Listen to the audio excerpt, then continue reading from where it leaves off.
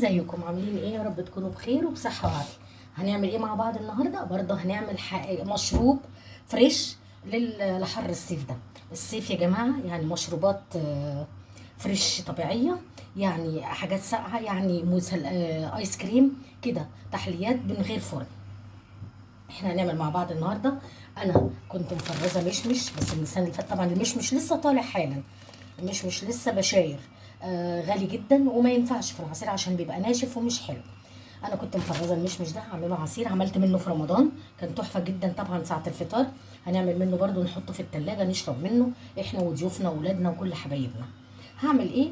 انا لما خزنت المشمش حطيت معاه سكر، طبعا هضربه في الخلاط، يعني هو بدأ يطرى اهو، هو مش ناشف قوي. احط معاه ميه ساقعه جدا واضربه وادوقه.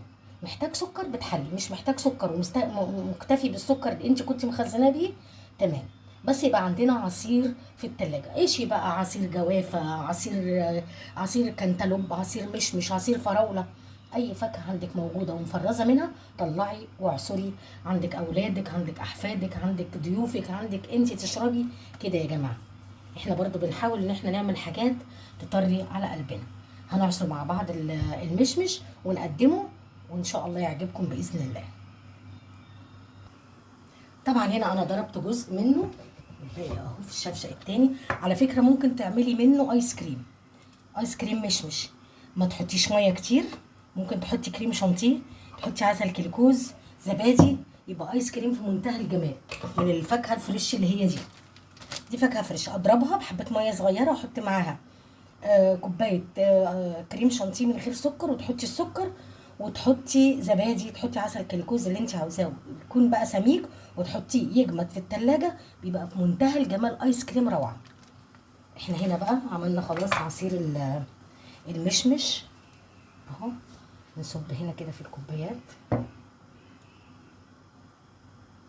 طبعا انا دقت السكر بتاعه كان محتاج سكر، ضربه بميه ساقعه واحطه برده في التلاجة بيدي نتيجه حلوه قوي لما بيبقى ساقع اهو.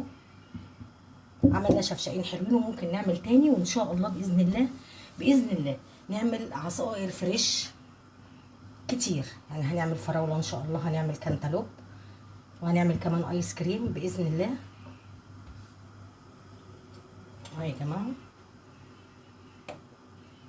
اهو السمك بتاعه اهو في منتهى الجمال ومش طبيعي، مفرزينه في التلاجة.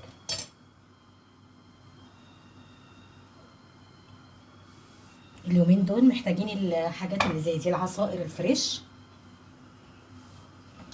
نمسح بس اي حاجه قدامنا كده اهو.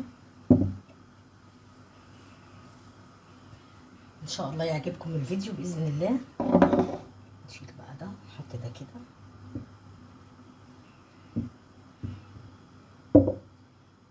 طعمه في منتهى الجمال.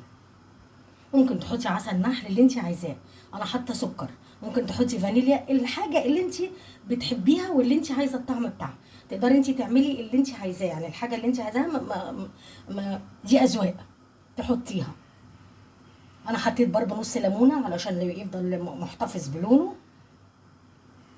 حبيت اقول لكم برضه، ما برضاش يعني ان انا انسى حاجه اقولها لكم عشان برضه النتيجه تطلع حلوه.